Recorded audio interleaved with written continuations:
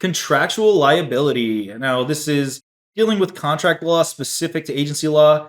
Obviously, we have a contract law lesson, whole big thing there. Now, contractual liability, it's an essential aspect of the principal-agent relationship, which refers to the legal responsibility that arises when a principal and an agent enter into a contract with a third party. Now, the liability of the principal and the agent depends on factors such as the agent's authority, disclosure of the principal's identity, and the nature of the principal-agent relationship itself. Let's read through here, see what we've got. Well, principal's liability. A principal is liable if the agent had apparent or actual authority when entering into a contract with a third party on the principal's behalf. Apparent authority occurs when the principal's actions or behavior leads the third party to believe that the agent has the authority to act on the principal's behalf. Actual authority, on the other hand, is the express or implied authority granted by the principal to the agent. Again, just a reminder, I want you to understand and memorize that these express and implied authority belong under actual authority, and then apparent authority is a different concept, but knowing the differences, memorizing those definitions. And yes, am I beating them to death to you in these lessons? Oh, you see that I am, you know that I am. These are important. Make sure you know them. Now, the agent's liability. The liability of an agent depends on the disclosure of the principal's identity and the agent's authority. Again, I love that example of Walt Disney wanting to buy up a bunch of land in Orlando and using a bunch of random real estate agents that are presumably unrelated, but he's instructing them to go buy up land. Also, just think of one example and stick with it. That's another piece of advice I have for everything in this course and all the other ones. If you've got one example of how something works, you've got one example of an agency relationship in one particular instance, or you've got one example of a partnership or something like that, kind of stick with it as much as you can. That way you can remember examples and remember how all this works in relation to that one example. Let's talk about if there's a disclosed principal, so it's fully known that this person's working for their principal. The liability here, when the existence and identity of the principal are known to the third party, the agent's generally not liable. So if I work for a real estate company ABC and I buy land that I mess up or do something like that, generally, if I had the authority to do so, the disclosed principal, everyone knows who I'm working for, everything is going to fall into the principal's hands. Now, if the agent lacked authority, the third party can hold the agent liable. What about a partially disclosed principal? Well, when the principal's existence is known, so I'm entering into real estate contracts and everyone knows that I'm doing it on behalf of someone else, but no one actually knows who it is. That's partially disclosed. That's what we mean by that. The identity is unknown to the third party. The third party can hold either the agent or the principal liable. This would be important to memorize these three instances here. Who is liable in each of these situations? And then lastly, if it's fully undisclosed, so when both the existence and identity of the principal are unknown. So again, in that Walt Disney example, you got a bunch of random real estate agents going around and buying up land and no one knows they're doing it for someone else. So if they don't know they're doing it for someone else, they wouldn't even know the identity, obviously. The third party can hold either the agent or the principal liable. Obviously, once the principal becomes known, obviously, initially it would just be an undisclosed, but presumably they would hold the principal liable if the principal ever becomes known. I mean, if the principal never becomes known, then there's no one to hold liable there. And lastly here, the principal's rights against third parties. Generally, only the principal can hold the third party liable for breach of contract or other issues related to the contract. This is because the principal is the one who has the primary interest in the contract, and the agent is going to act on their behalf. Again, just remember the liability here depends on the agent's authority and the disclosure of the principal's identity. The principal is generally liable if the agent had apparent or actual authority, while the agent's liability is going to vary based on the disclosure of the principal's identity and the agent's authority. The principal usually is going to hold the right to hold the third party liable in case of contractual disputes. Make sure you know all of these points going forward. Here are some great examples. Make sure you are understanding these. First off, we've got a disclosed principal with actual authority. Here we've got John as the principal and owns a store. John hires Sarah, who's an agent, to negotiate with suppliers.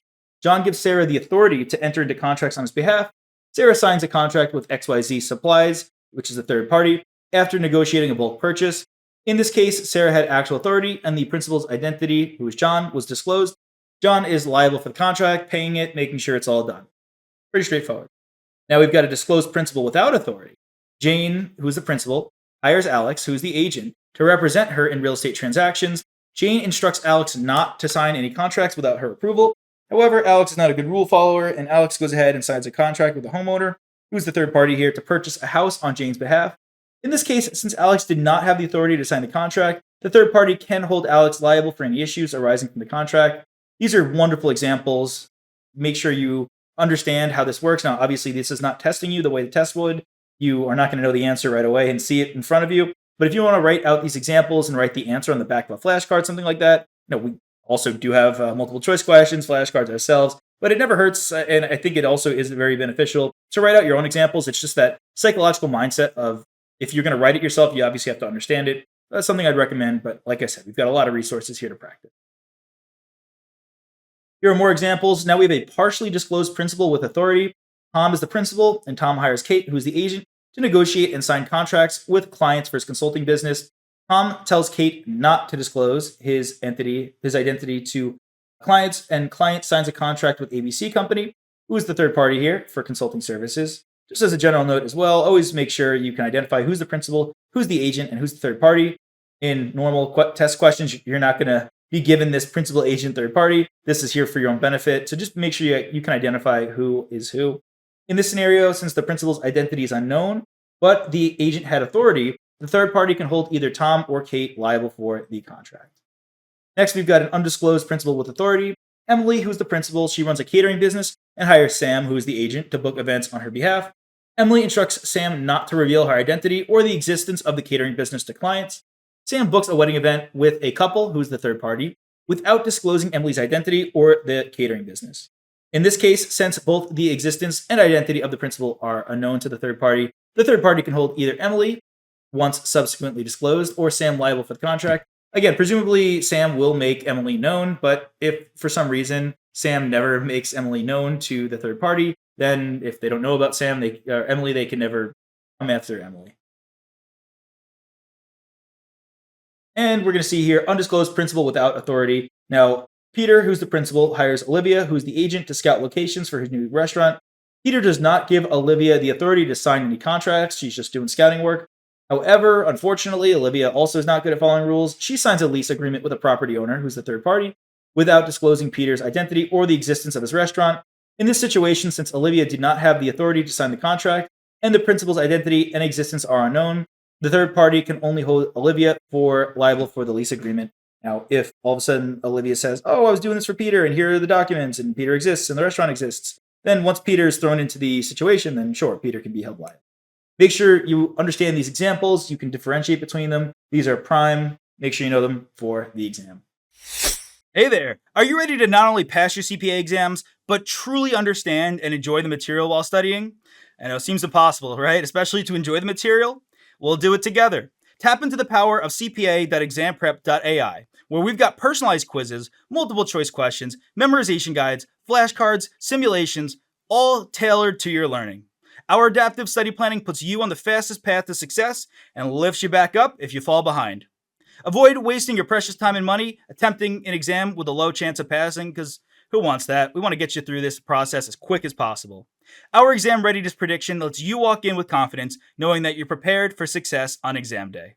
Thankfully, there's no payment method needed to get started, so why don't you come join us? Visit cpa.examprep.ai and let's achieve your exam success together.